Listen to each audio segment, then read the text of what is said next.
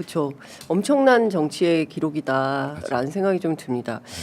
일종의 이제 심기경호 같은 것도 해야 되잖아요. 그러니까 제가 뭐 이제는 말씀을 좀 드려도 될 것 같은데 그 윤석열 내란 속의 윤석열 후보 시절에 그렇게 먹을 걸 챙겼다는 거예요. 그래서 그분은 이제 뭐 하나의 에피소드인데 그때 이제 수행했던 관계자의 설명입니다. 근데 그분은 뭐 지역에 가면 그 지역의 국회의원분 사모님들이 뭐 떡 이런 간식을 챙겨준대요. 사과, 떡. 그런데 그걸 까먹은 모양이에요. 너무 일정이 많으니까. 그래서 전달을 안 한 거예요. 그랬더니 막 경로를 해가지고 그 떡 어디 갔냐. 자기가 당황했다 이렇게 얘기를 그렇게 먹는 거에 집착하는 사람이다. 근데 그런 거 받으면 다 문제가 되는데. 그래요?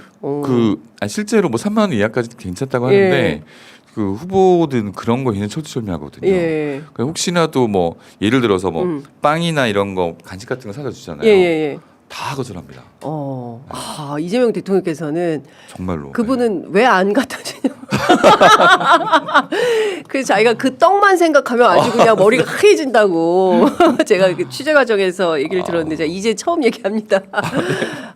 그럼 후보님은 그 차 안에 거의 계시는데 식사나 뭐나 이런 거는 어떻게 하십니까? 식사는 웬만한 걸 그냥 30분 정도, 20분 정도 해서 탕을 많이 먹고요.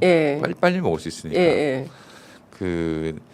그래가지고 선거 끝날 때쯤에는 우리 고기 좀 먹자고. 고기 좀 먹자고. 고기 못 먹었어요? 그러니까 뭐 탕 같은 거는 먹을 수밖에 없으니까 굽는 고기를 못 먹잖아요. 시간이 없으니까. 그래서 고기 구워져 있는 식당을 찾아가지고 간 적도 있었어요. 그 대통령께서는 식성이 어떤 편이세요? 뭐 회, 고기? 안 가려요. 안 가리시고. 어떤 걸 제일 좋아하세요? 그냥 밥을 좋아합니다. 밥하고 야채. 밥하고 야채? 네, 야채 고기 참 좋아합니다. 야채 고기. 예, 그렇구나. 육식파구나. 아니 생야채를 그렇게 좋아하세요. 생야채요? 네. 그냥 시장 가가지고 네. 그 옆에 뭐 상추나 이런 거 있잖아요. 그냥 툭툭 털어 그냥 드세요. 에? 씻지도 않고. 진짜? 네네 정말로. 안 되는데. 그리고 참 인간적으로 제가 이분이 참 인간적이구나 생각이 들었던 게 이게 밥을 먹다가 이게 밥을 젓가락으로 떴는데 이 얘기하느라고 밥이 식탁에 떨어졌어요. 식탁에. 보통 그러면 이걸 어떻게 할까 보면 항상 그거를 똑같이 주워서 먹습니다. 반찬이 떨어져도 식탁에 떨어져도 반찬 주워 먹어요. 진짜요? 네. 그래서 저는 한 번 저런가? 근데 자주 좀 떨어뜨리시는데 왜냐하면 들고 말씀하셔가지고. 근데 항상 떨어지면 그냥 그대로 먹어요. 제가 나중에 그런 적이 있어요. 후보님 이거 그냥 휴지로 그냥 닦아도 됩니다. 안 드셔도 됩니다. 이거 떨어진 게 더럽냐고 왜 안 먹냐고. 이게 약간 몸에 배어 있더라고요. 절약이 몸에 배어 있는 것 같기도 하고요. 그리고 반찬 남기는 거 이것도 엄청 싫어하시더라고요. 반찬 남기는 거. 네. 기후 위기에 진짜 훌륭한 식습관입니다. 다 먹어야 됩니다. 음식 쓰레기 남기면 안 됩니다. 맞아요. 그러니까 음식 같은 경우는 가리지 않고 그냥 다 드시고 그 추어탕을 좀 좋아하시더라고요. 추어탕. 네, 추어탕. 큰일 났네. 이것도 추어탕이 대통령실로 막 배달되는 거 아닌지 모르겠습니다.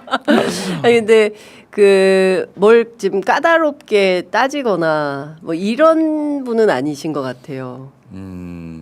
국민과의 소통에 있어서는 굉장히 까다롭습니다. 예를 들어서 SNS 글 올리는 거 부분을 굉장히 예민하게 받아들이세요. 혹시나 이거로 상처가 될 사람이 있지 않나 이런 부분을 또 단어 하나하나를 좀 따지시는 분이세요. 그래서 말 한마디라도 그래서 비서실에서 웬만한 웬만한 그냥 알아서 올리는데 항상 컨펌을 받습니다. 그러니까 좀 장문의 글 같은 경우. 그래서 맨날 그거 보느라고 사안에서는 좀 약간 딱해 보이기도 하고요. 아니 제가 이제 인터뷰 요청을 막 계속 드리는데 그런 말씀을 종종 하셨어요.